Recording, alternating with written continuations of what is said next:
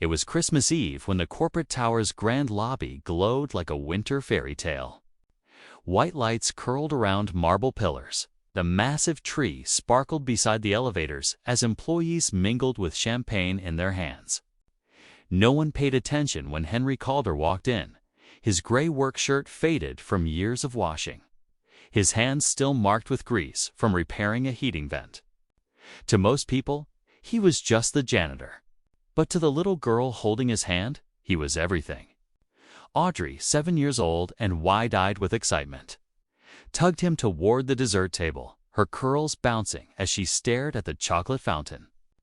Henry watched her with a soft ache, wishing he could give her more than a cramped apartment and second-hand toys. She deserved a childhood full of magic. And he tried to create moments of it wherever he could, above the lobby, on the mezzanine. Ingrid Whitmore, CEO of Whitmore Holdings, surveyed the scene with her signature composed calm. At 34, she was known for her fierce intelligence and colder thrice blue eyes. Her crimson dress, sharp and elegant, made her impossible to miss. People feared her more than they admired her.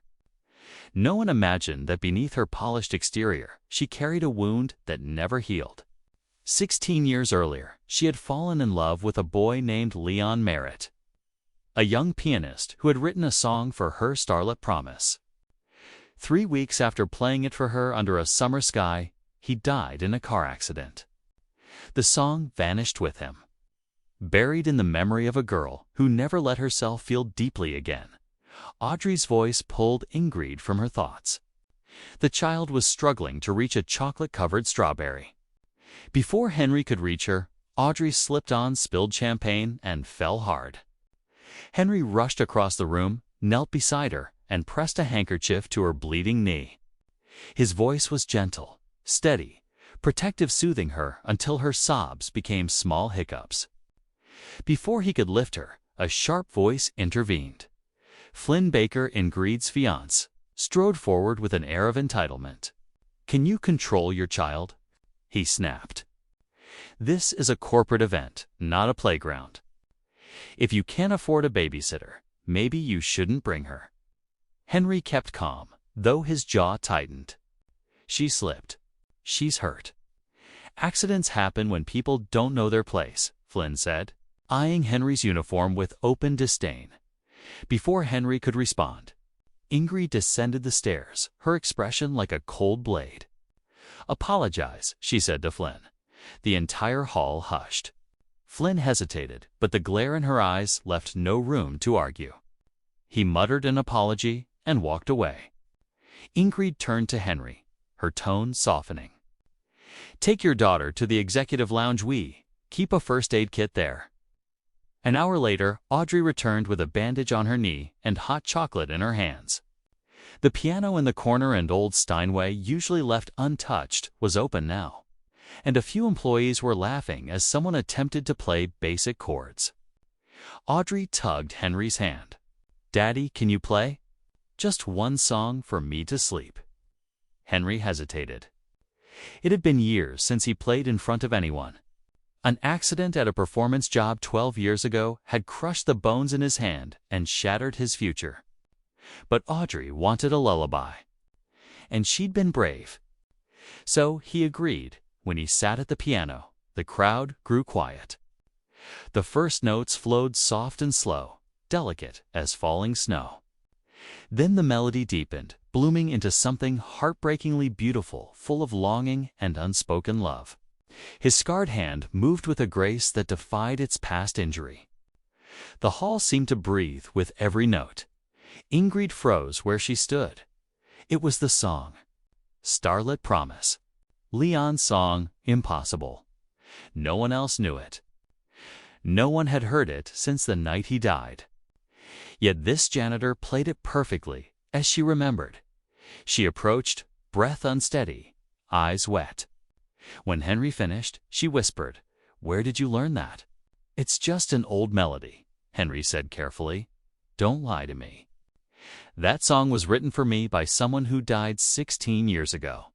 "How do you know it?" Henry didn't answer. Audrey appeared, sleepy and leaning against his side. He gently gathered her coat and walked away, leaving Ingrid rooted in confusion and old pain. She didn't sleep that night. The next morning, she searched Henry's employee file. Nothing explained his skill or the song. She contacted Corbin Hale, Leon's former mentor. When he listened to a recording of Henry playing, his face softened with a painful sort of recognition. Leon didn't finish that song, Corbin admitted.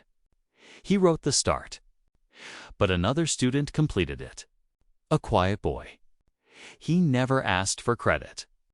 After Leon died, he disappeared. I never even told you because losing Leon was already enough. Ingrid's mind spun. Was it Henry? Corbin shrugged helplessly. Maybe.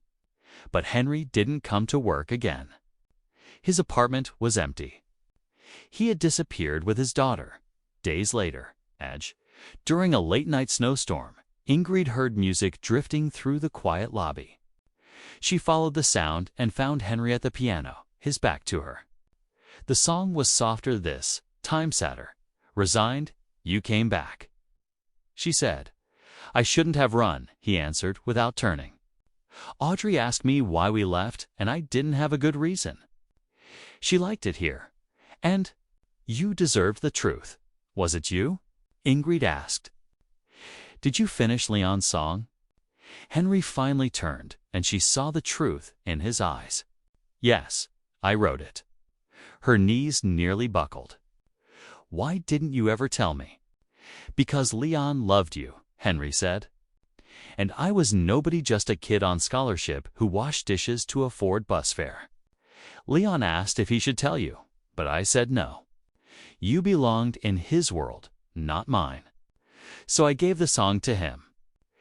It felt right at the time, and after he died, she whispered, I let it become his legacy.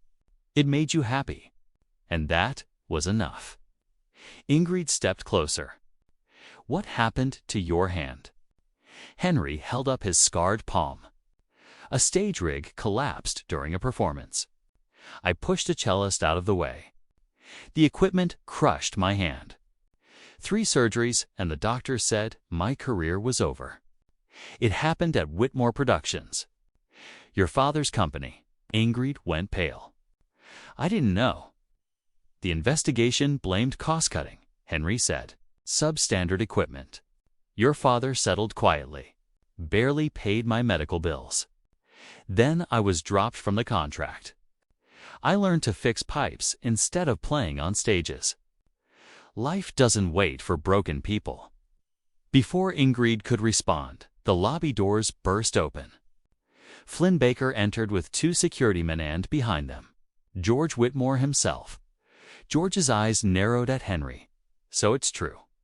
My daughter is humiliating herself over a janitor. Ingrid stepped between them. What are you doing here? Flynn told me, George said. This man is trying to manipulate you. And he's milking that old accident for sympathy. Ingrid's voice was ice. That old accident destroyed his career because of our company. It was business, George said coldly. If he were truly talented, he would have risen above it. Instead, he's mopping floors. That's where he belongs. Stop, Ingrid snapped. You ruined his life. Just admit it.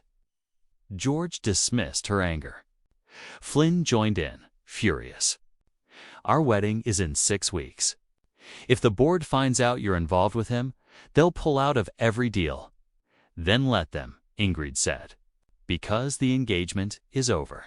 Flynn's face twisted. I'll ruin you. You already tried, she replied. Now get out. Security escorted him away. George glared at her with thinly veiled disgust, then turned and left. Silence filled the lobby. Audrey, sleepy and confused, walked over to her father. Daddy, why were they yelling? Henry lifted her gently, and Ingrid felt something break open inside her. Softness she hadn't felt in years. She sat beside Henry on the piano bench. Play it again, she whispered. This time he played slowly, guiding Audrey's tiny fingers across the simple notes. The melody filled the enormous lobby, no longer haunted by loss, but warmed by something new. Hope. When the last note faded, Ingrid took Henry's scarred hand. "If I asked you to give me a chance to know you, truly would you say yes? Even though my life is complicated, even though people will criticize us." Henry's voice was quiet but steady. "I wrote you a love song 16 years ago. I think I can manage a little courage now." Ingrid laughed softly through her tears. "Good, because I've been terrified for a long time, and I'm ready to stop running." The weeks that followed were messy but healing. Flynn leaked false documents, but Corbin publicly confirmed that Henry had been the true composer behind the famous melody. The press turned the scandal into a story of lost love and artistic sacrifice. Investors rallied behind Ingrid. The board removed her father from the company. Henry slowly returned to music, teaching Audrey and rediscovering the part of himself he'd buried, and Ingrid, for the first time in 16 years, allowed herself to fall in love not with a memory, but with the man who had carried the melody of her past and turned it into the beginning of something real.